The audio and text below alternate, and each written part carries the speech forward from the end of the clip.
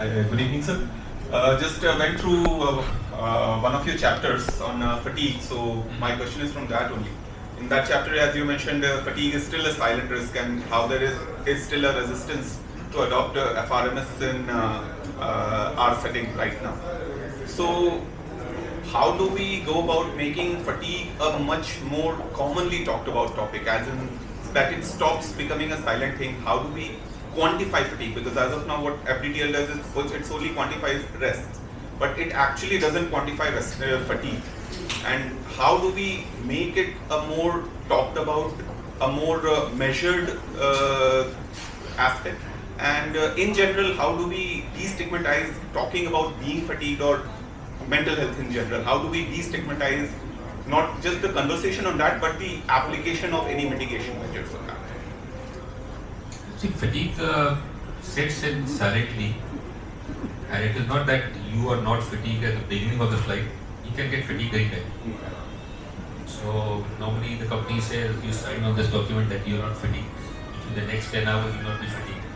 But I can get fatigued anytime depending on the workload, etc. So there has to be a difference between being tired and being fatigued. So it's all about awareness. And there is a comparison between your blood alcohol level and fatigue. So those are sciences that if you have been awake for 17 hours, your body will respond equivalent to a person who has had blood alcohol level of 0.5% BAC.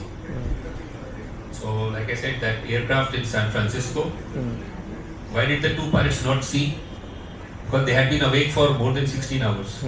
So their senses, decision making and awareness was equivalent to a person with a blood alcohol level of 0.5%. So that kind of correlation you have to do. And it is not that fatigue is not measurable. It is measurable because ultimately, what is the aim? Why is alcohol not permitted? It is not alcohol, but the effect of alcohol. So fatigue, if fatigue has the same effect as alcohol, so why is fatigue not banned? That should also be banned. Exactly. So why are we going after alcohol? So it is the effect that you have to minimize or mitigate, and that part is measurable. Like when we take decision, cognition level. So when the cognition load increases, then your prefrontal cortex, and that is where the decision happens. So the oxygen level, oxygen demand increases in the prefrontal cortex. So as your cognition increases, demand increases, and then suddenly it reaches a threshold when it drops. So it is measurable. It is not. So we have to make a product which measures your fatigue, and there are ways to do it. At present, what we are doing is only doing a paper exercise. So there are ways of self-measuring fatigue, which means you have to look at long term. You can't say today I'm fatigued, tomorrow not. But in the last 5 days, if I have not slept or slept less than 8 hours, 6 hours, 4 hours, so you have to look at the pattern of the last 4-5 days. Then you can say most likely you will be fatigued. But your real-time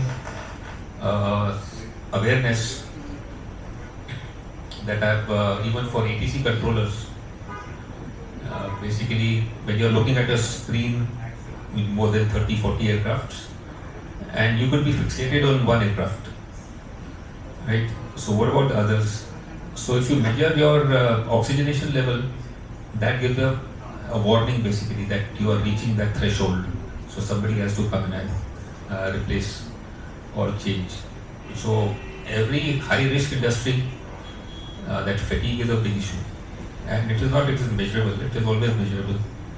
It is how important is it, and basically ease of business, which is, so safety is a balance between production and protection. So right now it is too much production, less protection. Like you said, you have a triangle, you have 1,000 incidents, then you have serious incidents, then one accident. So it never happens out of a blue. So even for the Air India, a lot of safety experts say that we are not surprised because it was bound to happen. So That is called the normal accident theory. Normal accident theory says that under these circumstances, this accident had to happen. We are not surprised.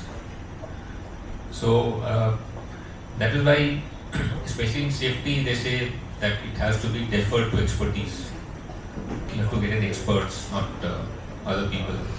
And that a lot of industries have suffered the challenges because of the O-ring.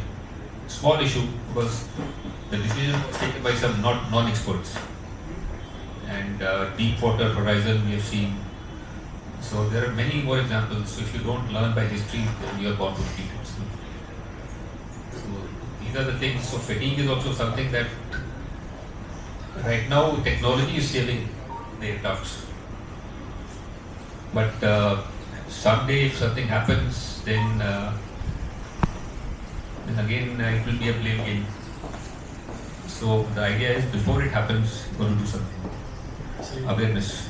Sir, on that note, how do we improve the conversation on it, and the added question that how do we destigmatize the conversation on mental health or any overall the well-being of the person, rather than, I would use the correct word, as the well-being of the person who is. So you have to invest in the person, right?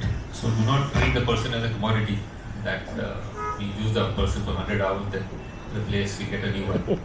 So we have to invest for a long term so that the person also repays back, and both have to grow, symbiotic growth. That is important. And fatigue, like FRMS, you said FRMS implementation. So what ICAO says is that in a state where your safety management system is not mature enough, you should not implement FRMS. Because you yourself cannot judge, how will you approve FRMS when your own understanding has not developed or matured. So do not introduce a new thing when you yourself. Oh, I said that for Air India also. So Air India has got privatized, Tata took over. They made so many changes. Every department they are making changes, and simultaneously you want to grow, add aircrafts. So both the things cannot happen. Either you stabilize first, then build the foundation, then grow. They want to do both the things. So the people who have been with Air India for so long, they're not happy with the bosses, new bosses replacing them who do not have the capability, and so that is kind of an unrest there. So your foundation is not very stable because people are not happy. It's ultimately the people power, and then you want to get in more aircraft and start expanding immediately. So two things do not happen. That kind of a growth only happens when you have a sound foundation. That you have to learn from the forces also. Absolutely. Sir, sorry, if you can take a break so that we can get the body signed up. One minute.